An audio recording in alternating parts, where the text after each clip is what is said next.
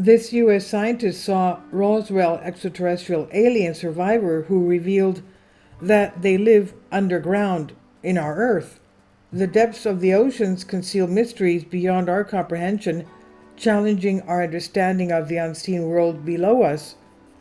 Could there be another civilization living among us? UFO expert Anna Whitty put forth a theory suggesting that aliens have been residing in Earth's oceans for protection and have always been present on our planet.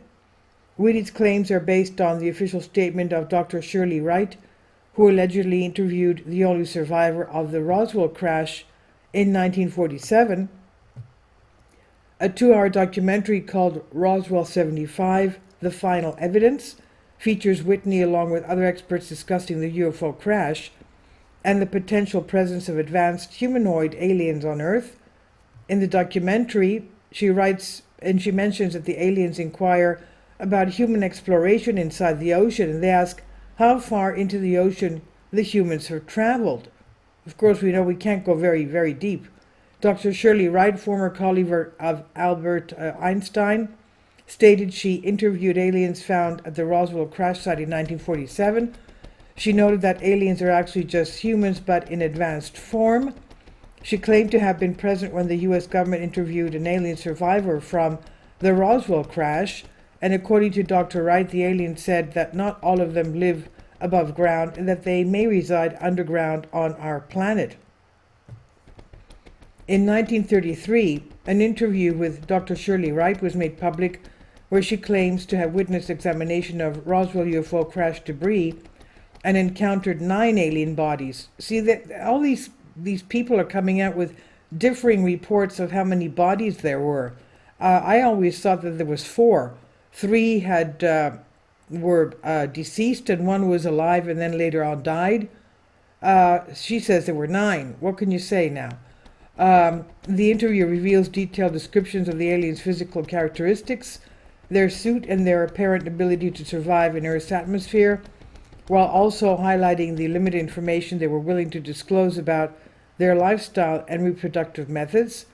According to Wright, while discussing her security clearance, she said, "The only reason we could go is that it's a crack, or did they deactivate it after school? It was immediately deactivated." What does that mean?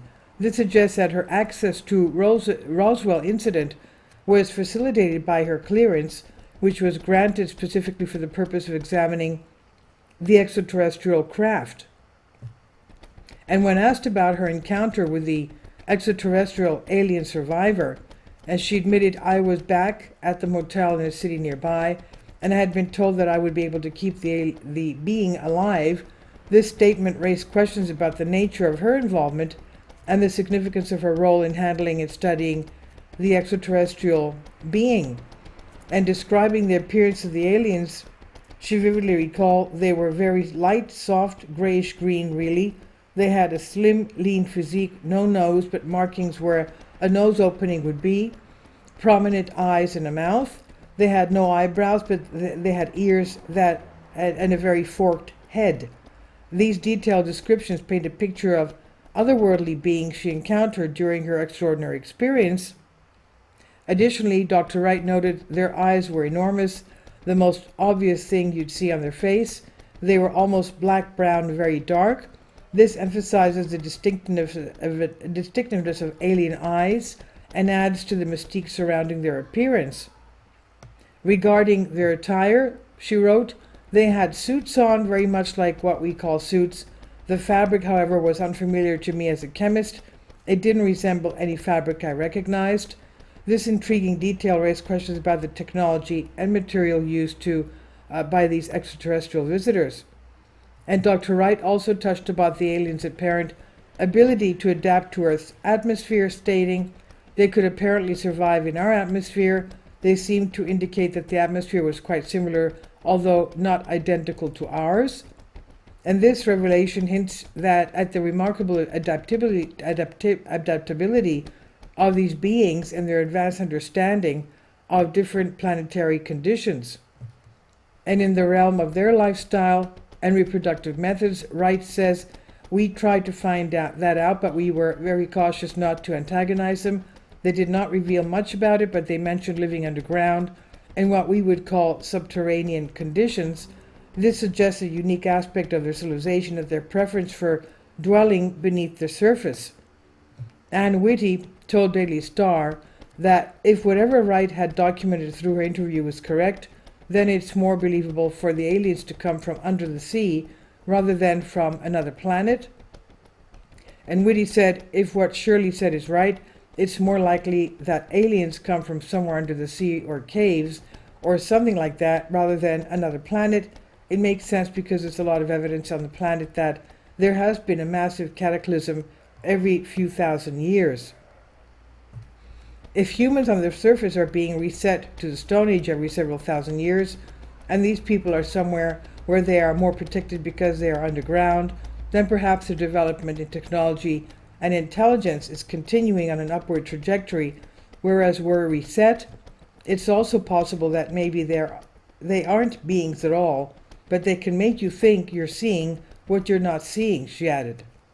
Now, Whitty's theory of beings being underwater entities is supported by several incidents and testimonies.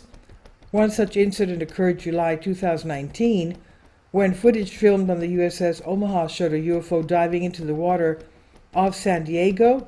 No wreckage or recovered craft were found. Retired U.S. Air Force Lieutenant Colonel Richard French, who served as a lead investigator of Project Blue Book in the 1950s, claimed to have witnessed two aliens repairing their ship submerged underwater in Newfoundland.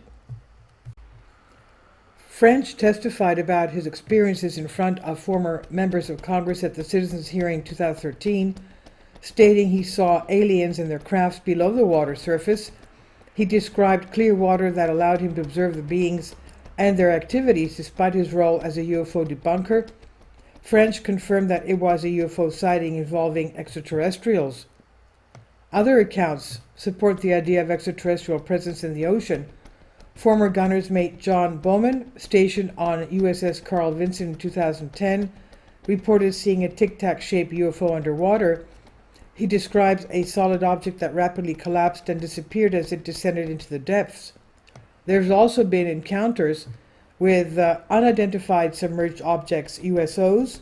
The crew of a Soviet submarine witnessed 6 disc-like objects approaching their vessel at high speed, and unable to escape, they were forced to surface. Through the periscope, they observed the objects emerging from the water and swiftly departing. Classic alien abduction cases also involve encounters with underwater bases. Betty Anderson Luca, a Massachusetts woman, experienced multiple abductions and recalled being taken to a spacecraft flying over the ocean. The craft, she says, emerged into the water, entering a tunnel illuminated by light. Filiberto Cardenas claimed to have been taken to a secret underwater hangar witnessed by his friend's family. He described entering a tunnel at high speed underwater and arriving at a large hangar beneath the sea. These incidents and testimonies provide evidence for the presence of extraterrestrial activities in our oceans and support Whitty's theory of aliens as underwater entities. And this is by Vicky Vermehausen Wise on Collective Spark. Please leave your comments and thank you for your support. Please support my Patreon account. The daily posts are 5 videos daily, and they are totally different from what I have on my YouTube channel. Thank you so much for your support and that you find all my content so interesting. You'll find the Patreon account details in the description box below.